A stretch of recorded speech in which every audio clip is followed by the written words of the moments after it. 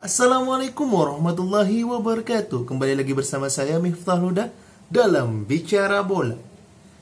Pada kesempatan kali ini kita akan membahas lanjutan Liga Premier League antara Manchester City menghadapi Norwich City, di mana ini merupakan pekan kedua dan tuan rumahnya merupakan Manchester City dan bertanding di Etihad Stadium.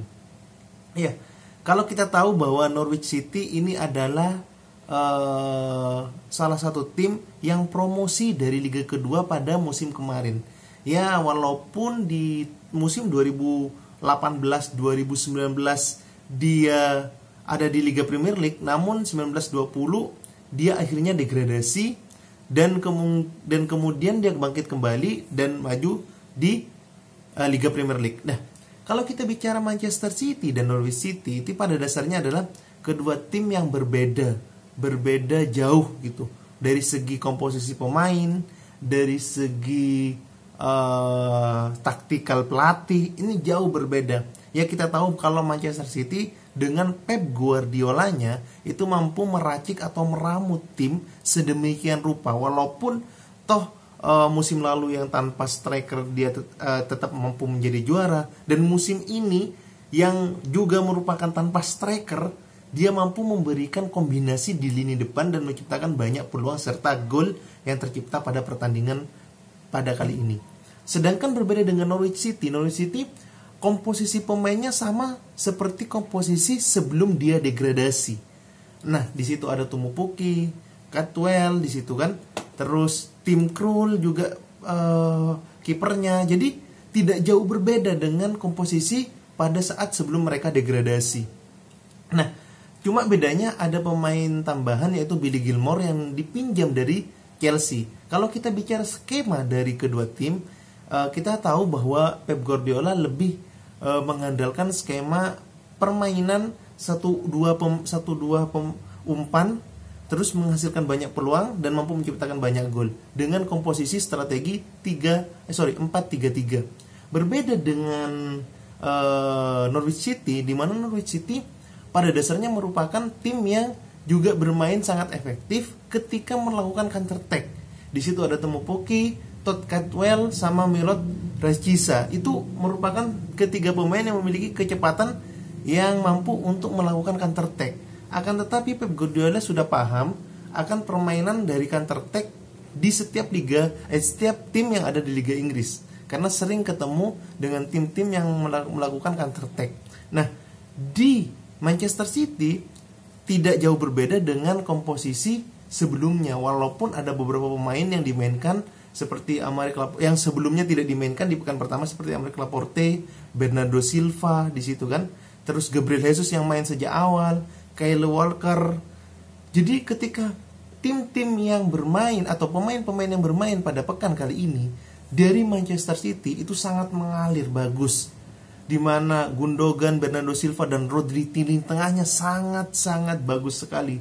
Ditambah penyisiran dari sisi sayap Jack Grealish dan Gabriel Jesus yang cukup ciamik, terutama Gabriel Jesus, nanti kita bahas.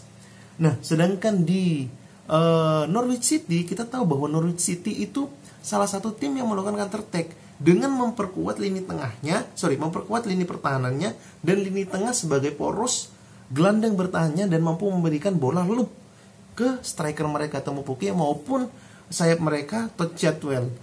Alhasil ada beberapa peluang yang dihasilkan namun tidak berbuah gol. Walaupun tidak berbuah gol, akan tapi skema dari permainan dari Norwich City ini sudah menjadi langkah awal untuk tim ini mampu berbicara banyak di Liga Inggris walaupun tertatih-tatih pada nantinya. Nah, kita akan bahas Manchester City, permainan dari Manchester City. Ya, kita tahu bahwa di pekan pertama Manchester City kalah sama Tottenham Hotspur dengan beberapa pemain yang cukup aneh dimainkan, seperti Benjamin Mendy, Nathan Ake pada waktu itu ya. Namun di pekan kedua, para pemain yang sudah agak fit, yang sebelumnya tidak main di pekan pertama, dimainkan di pekan kedua, dan hasil permainan sangat cair. Ya, walaupun musuhnya adalah di atas kertas di bawah dari Manchester City, akan tetapi Manchester City menunjukkan tajinya bahwa ini merupakan salah satu tim terbaik di Liga Premier League. Di Premier English ini beberapa tim yang menghadapi permainan bertahan itu biasanya akan deadlock. Namun Manchester City di pertandingan kali ini tidak begitu. Pemain peran kuncinya adalah seorang Gabriel Jesus.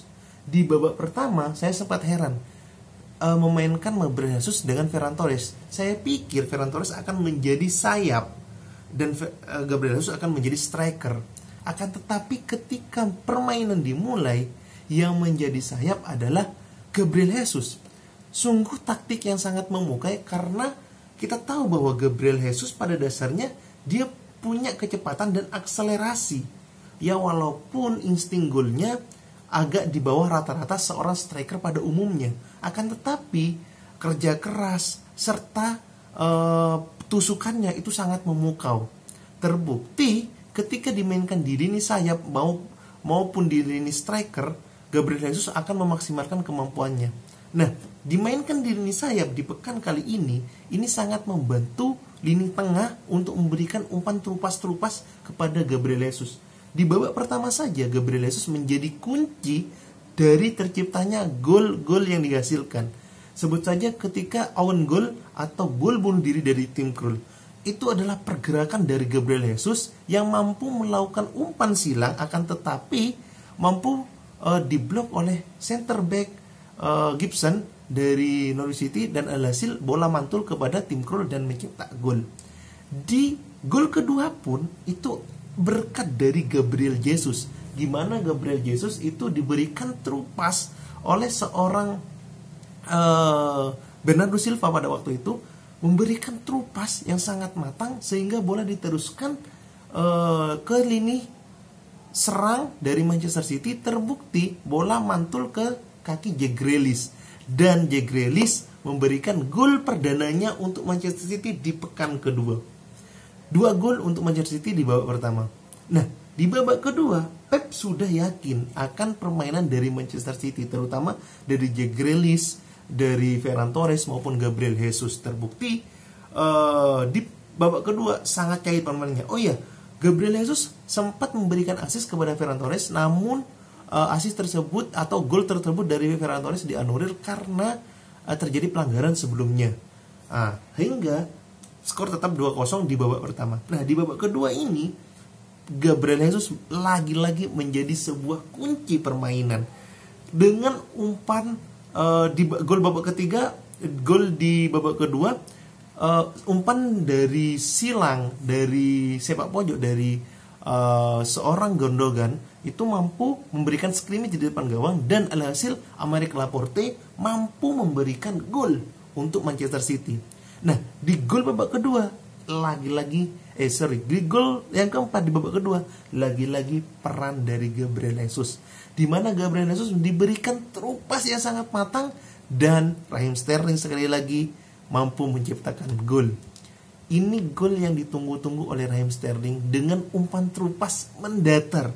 Karena Raheem Sterling pada dasarnya ketika bermain itu lebih suka umpan terupas-terupas mendatar dan memberikan efek kejut kepada kiper lawan. Itulah yang menyebabkan Raheem Sterling mampu menciptakan gol lewat asis Gabriel Jesus. 2 asis, 1 yang bikin blunder sehingga menciptakan own goal. Gabriel Jesus menjadi man of the match. Bukan cuma sampai di situ.